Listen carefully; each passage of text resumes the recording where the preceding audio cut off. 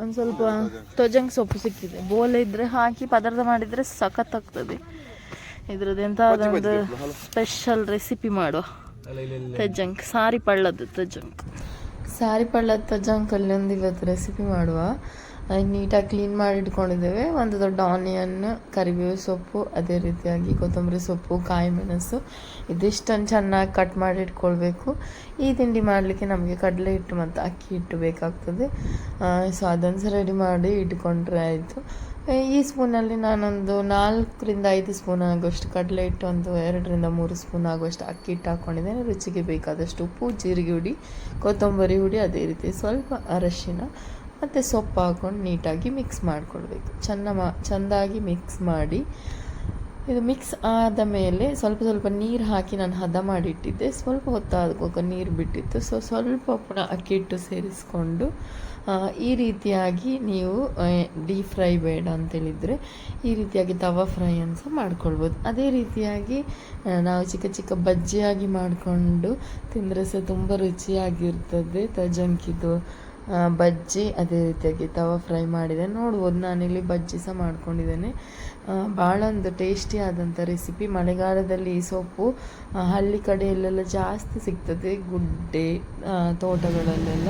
So ನಿಮ್ಮ ಮನೆಯಲ್ಲಿದ್ದರೆ ನೀವು ಒಂದ್ಸತಿ ಕ್ರಿಸ್ಪಿಯಾಗಿ ಬಂದಿದ್ದು ಟೇಸ್ಟ್ ಅಂತೂ ನೆಕ್ಸ್ಟ್ ಲೆವೆಲ್ ಇತ್ತು. ಮಧ್ಯಾಹ್ನದ ಊಟಕ್ಕೆ ಬ್ಲಾಸ್ಟರಿಗೆ ಆಫ್ ಬಾಯ್ಲ್, ಅದೇ ರೀತಿಯಾಗಿ ನಾನು ಆಗಲೇ ಹೇಳಿದಾಗೆ ಬಜ್ಜಿ ಮತ್ತು ತವಾ ಫ್ರೈ, ಹೀರೆಕಾಯಿ ಮತ್ತು ಅಲಸಂಡೆ ಬೀಜ ಅಲ್ಲ, ಬೀನ್ಸಿದ ಹಸಿ ಬೀಜ ಹಾಕಿ ಒಂದು ಗ್ರೇವಿ ಮಾಡಿದ್ವಿ. Brown rice. ನನಗೆ ಹಿಂದಿನಿಂದ ಮೀನು ಸಾರಿಗೆ ಮೊಟ್ಟೆ ಹೊಡೆದು ಹಾಕೋದೇ ಒಂದು ಖುಷಿ. ಅದೇ ರೀತಿಯಾಗಿ ಸ್ವಲ್ಪ ತುರೆ, ಒಂದು ಚಿಕ್ಕ ತುಂಡು ಪಾಯಸ ಮಾಡಿದ್ವಿ.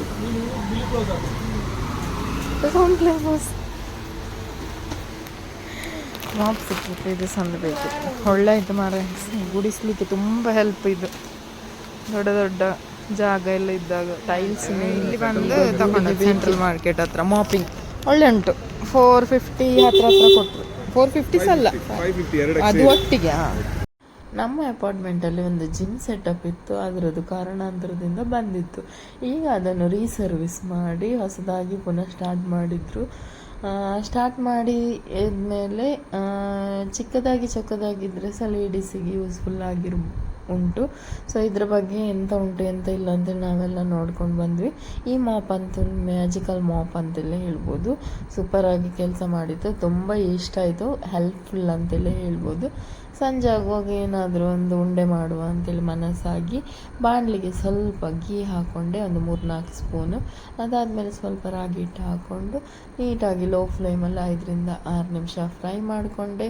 ಅದಾದಮೇಲೆ ಸ್ವಲ್ಪ ಬೆಲ್ಲದ ನೀರು ಹಾಕಿ ಈ ಹದಕ್ಕೆ ಬಂದ ಮೇಲೆ ಅದನ್ನು ಬಂದ್ ಮಾಡಿ ತಣ್ಣಗಾಗಲಿಕ್ಕೆ ಬಿಟ್ಟೆ. ಅಂಗಡಿಯ ಟೇಸ್ಟ್ ಬರ್ತದ ಅಂತೇಳಿ ಚೆಕ್ ಮಾಡಲಿಕ್ಕೆ ಉಂಡೆ ಮಾಡಿದ್ದೆ, ಬಟ್ ಅದಕ್ಕಿಂತ ಸೂಪರಾಗಿ ಬಂದಿತ್ತು. ತಣ್ಣಗಾದ ಮೇಲೆ ನಮಗೆ ಯಾವ ರೀತಿಯಾಗಿ ಬೇಕೋ ಆ ರೀತಿಯಾಗಿ ಉಂಡೆ ಮಾಡಿಕೊಂಡ್ರೆ ಆಯಿತು. ಸೂಪರ್ ಟೇಸ್ಟಿಯಾಗಿತ್ತು. ಅಷ್ಟೊತ್ತಾಗುವಾಗ ಬ್ಲಾಸ್ಟರ್ಗೆ ಬೇಕಾದೊಂದು ಹುಡುಗ ಬಂದಿದ್ದ.